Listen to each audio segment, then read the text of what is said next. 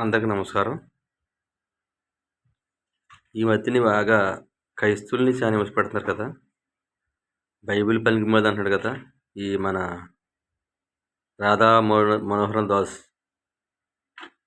రాధా మనోహరం దాస్‌కి పని లేదు. పని లేనిది ఏం ఏం పని లేదంటే ఒళ్ళు కొవ్వెక్కిపోయింది. ఆ వ్యక్తికి ఒళ్ళు కొవ్వెక్కిపోయి క్రైస్తవుల మీద ఎలాగ బురద జల్లాలి, క్రైస్తవుల్ని ఎలా రెచ్చగొట్టాలి, రెచ్చగొడితే వీళ్ళు వీళ్ళకి వీళ్ళే కొట్టి చచ్చిపోతారు అని ఆయన కంకణం కట్టుకున్న కంకణం కట్టుకుని క్రైస్తవుల్ని చాలా నీచంగా మాట్లాడతాడు. ఆయనకి తెలియదేమో క్రైస్తవ గొప్పతనం, దేవుడు ఒక గొప్పతనం, బైబిల్ గొప్పతనం తెలియదు ఆయనకి. ఆయనకి తెలియదు కాబట్టి ఆయనకి ఏమైనా ఒప్పుకుంటే ఆయన దగ్గర ఆయనకే కనుక పౌరుషం ఉంటే నా దగ్గర రమ్మని నేను చెప్తాను. బాగా నాలుగుడి దగ్గర రావాలి. ఆ వ్యక్తి నాలుగుడి దగ్గరికి వచ్చి నన్ను ఎదిరించాలి. నాలుగుడి దగ్గరికి వచ్చి నా ఎదురుగుండా కూర్చుని ఏమని ప్రశ్నలు నేను చెప్తాను సమాధానం. దమ్ముందా ఆయనకి?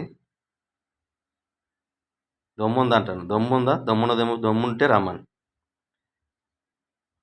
క్రైస్తవుల గొప్పతనం ఏంటో, దేవుడు గొప్పతనం ఏంటో, బైబిల్ గొప్పతనం ఏంటో, సృష్టికర్త ఎవరో, సృష్టించింది ఎవరో నేను వివరిస్తాను ఆయనకి.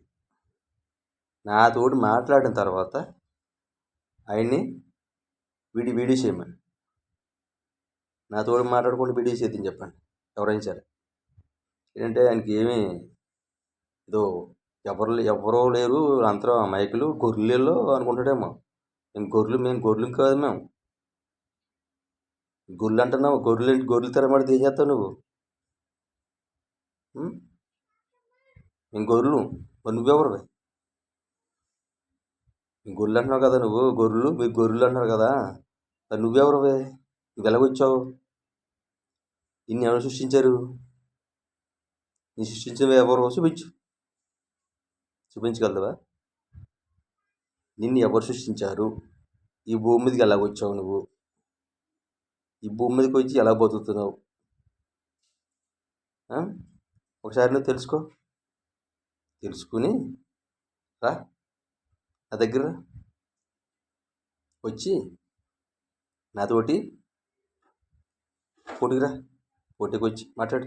నేను చాలా మీడియాలో చూశాను. నేను చాలా మందితో పోటీ పడ్డావు. నువ్వు చాలా మంది పాస్టర్లతో పోటీ పడ్డావు. చాలా మందితోటి నువ్వు పోటీ పడి మాట్లాడావు. నాతోడుగా మాట్లాడేది. నాతోడు మాట్లాడి గెలు. నీకు దమ్ముంటే గెలిచి అప్పుడు వీడియో చేయి. అది నేను ఓడిపోయాను అనుకో, నేను కూస్తాను.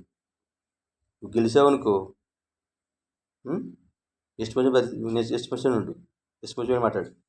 కానీ ఓడిపోయావా, నువ్వే కానీ ఓడిపోయావా నా దగ్గర, మళ్ళీ జీవితంలో కూడా నువ్వు మీడియా దగ్గరికి రాకూడదు.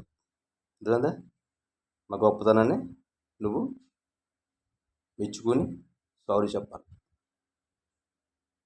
మా బైబిల్ గొప్పతనాన్ని, దేవుడి గొప్పతనాన్ని, సృష్టికర్త గొప్పతనాన్ని తెలుసుకుని మసులుకో. సృష్టించింది ఎవరు తెలుసుకో. సృష్టికర్త ఎవరు తెలుసుకో. ఈ సృష్టి ఎలాగొచ్చింది? ఈ సృష్టికి మూలం ఎవరు? ఈ సృష్టికర్త ఎవరు?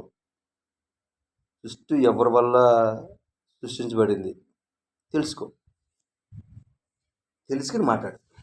ఓకే, తెలగపోతే నా దగ్గర నేను చెప్తాను. నీకు వివరంగా చెప్తాను. ఒక్క 25 నిమిషాలు నాతో మాట్లాడావంటే నీకు డీటెయిల్గా చెప్తాను. రాధా మనోహరం దాస్, నువ్వు సగం మగోడి పేరు, సగం ఆడింగుడి పేరు. నీది సగం ఆడదాని పేరు, సగం మగోడి పేరు. రెండు విధాలుగా మనుషులు నువ్వు. అందుకే నీకు ఇవన్నీ అబ్బుతున్నాయి. నీకు పని పాట లేదు. ఒళ్ళు కొవ్వెక్కిపోయి ఒళ్ళు కొవ్వు ఎలా కరిగించుకోవాలో తెలియక ఇలాగ మాట్లాడుతున్నావు. నోరు తొడసెట్టేసి నోట్లో మాటలు పీకొస్తున్నాయి కదా, ఖర్చు లేదని నెక్స్ట్ విషయం మాట్లాడతాం. ఒక 2 ఎకరాల పంట భూమి ఇచ్చుకుని దుక్కు దున్ని ఊడిపూడి దాన్ని పండించు.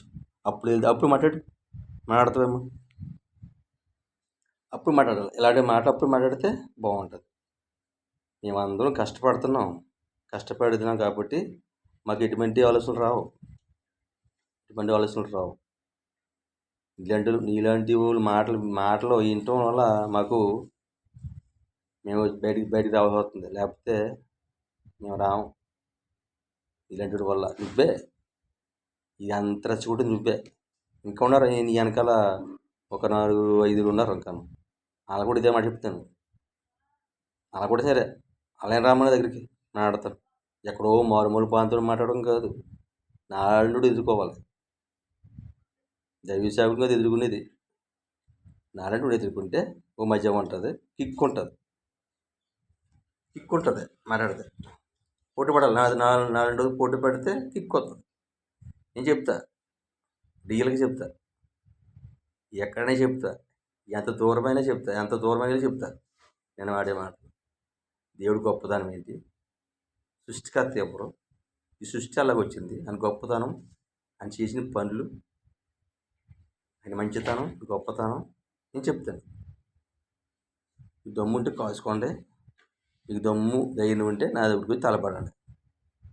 అంతేగాని ఎవరెవరితో మీరు మాట్లాడితే అది కుదరదు. తెలుసుకోండి. నాలాంటోడితో ఎదిరించి మాట్లాడితే కిక్కుంటుంది. రండి మాట్లాడదాం.